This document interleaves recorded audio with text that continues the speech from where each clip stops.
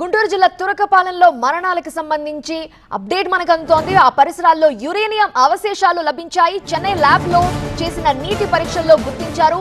Uranium అవశేషాలు కలిసిన నీటి వల్లే అనారోగ్య సమస్య వచ్చినట్టుగా ప్రాథమికంగా నిర్ధారణకు వచ్చారు అధికారులు. తురకపాలెం పరిసరాల్లోని క్వారీ గుంతల్లోని నీటిలో యురేనియం అవశేషాలున్నట్టుగా సమాచారం. యురేనియం సహా ఎక్కువలే బ్యాక్టీరియా కూడా ఉన్నట్టుగా గుర్తించారు. నీటిలో యురేనియం అవశేషాలున్నాయని ఉన్నతాధికారులు అధికారికంగా ప్రకటించారు. పూర్తి వివరాలు అందించడానికి మా ప్రతినిధి నాగరాజు ఫోన్ లైన్ లో సిద్ధంగా ఉన్నారు. నాగరాజు, యురేనియం అలానే ఈకోలి కూడా ఉంది అన్నట్టుగా అధికారులు చెప్తున్నారు.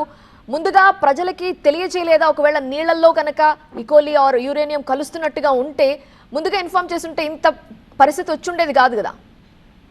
ప్రస్తుతానికైతే మాత్రం ఇంకా చెన్నై రిపోర్ట్స్ ని అధికారికంగా వెల్లడించాల్సి ఉంది. ఎందుకంటే ఇప్పటికే త్రాగునీరు తురకపాలెం మొత్తానికి త్రాగునీరు మొత్తాన్ని ఏదైతే బోర్ల ద్వారా ఓవర్ హెడ్ ట్యాంక్ కి ఎక్కించి అక్కడి నుంచి గ్రామానికి కూడా త్రాగునీటిని సరఫరా చేస్తున్నారు. అయితే ఈ విషయం అదే ఇవాళ చెన్నై నుంచి వచ్చిన రిపోర్ట్స్ ఏదైతే ఇందులో యురేనియంతో పాటు స్ట్రాన్షియం అదేవిధంగా ఈకోలి బ్యాక్టీరియా ఉన్నట్టుగా కూడా ఒక రిపోర్ట్స్ అయితే వెల్లడిస్తున్నాయి. ఇంకా దీన్ని అధికారికంగా చెప్పాల్సి ఉంది, అధికారికంగా కూడా వెల్లడించాల్సి ఉంది. ఎందుకంటే గ్రామానికి సంబంధించి త్రాగునీరు సురక్షితంగా ఉందని స్థానికంగా రీజనల్ ల్యాబ్ నుంచి వచ్చిన రిపోర్ట్లు అయితే చెప్తున్నాయి. ఈ నేపథ్యంలో గ్రామానికి త్రాగునీటిని కూడా సరఫరా చేస్తున్న నేపథ్యం కనిపిస్తుంది.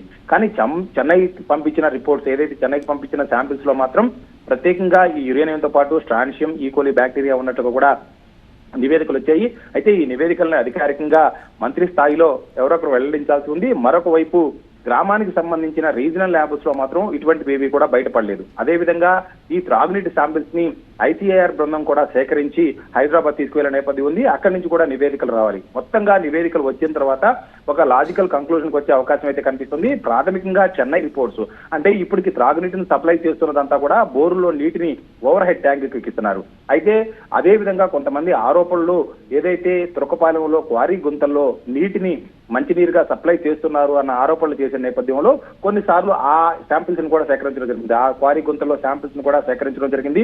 మొత్తం మీద ఈ నేపథ్యంలోనే ఏం జరిగింది అంటే చెన్నైకి సంబంధించిన నివేదికలు ఏం చెప్తున్నాయి, స్థానికంగా ఉన్న నివేదికలు ఏం చెప్తున్నాయి, ఇతర ప్రాంతాల నుంచి అంటే హైదరాబాద్ లాంటి వాటి కూడా శాంపిల్స్ పంపించారు కాబట్టి అక్కడి నుంచి నివేదికలు వచ్చిన తర్వాత మొత్తం మీద ఏం జరిగింది అనే దాని మీద ఒక మంచి స్థాయిలో ఎవరొకరు వెల్లడించే అవకాశం అయితే కనిపిస్తుంది. రైట్ నాగరాజ్.